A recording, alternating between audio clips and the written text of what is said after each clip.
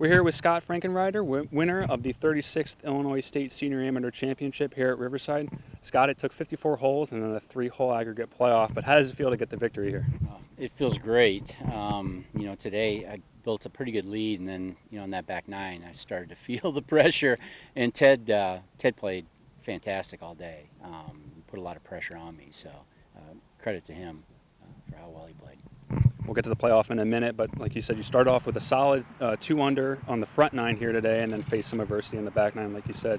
Take us through that. I know a lot happened, but take us kind of through what was going on mentally and how you were able to kind of steer the ship through that bad storm, so to speak. Yeah, luckily most of the weekend I made some mistakes, but I usually followed it up with a birdie or a couple good holes. So I hit that stretch on the back nine and hit a couple errant shots, had two penalty shots. I hit putts that I could have made on both holes, didn't.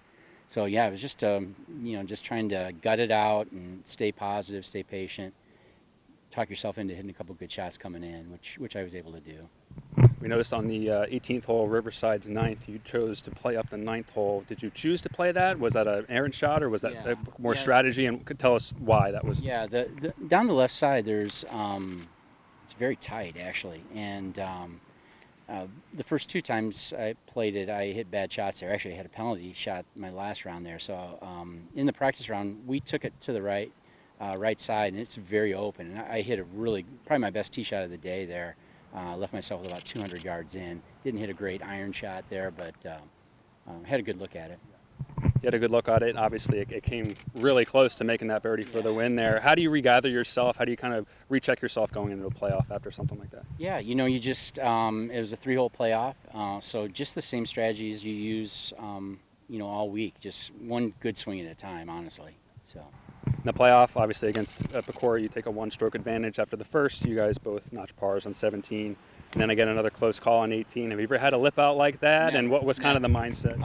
I couldn't believe it. I mean, that went all the way around the hole, almost like it went around twice. But yeah, I mean, I never have had that, and I fully expected Ted to make that putt because he made all kinds of putts like that today. So I was very fortunate to that it didn't happen. So aside from the back nine this week, the back nine today, you played this track relatively well this week. We had some higher scoring averages, some windy conditions. What would you say about this track that really, or how you played that really benefited you the last couple of days? Yeah, for whatever reason, the course really fit my eye.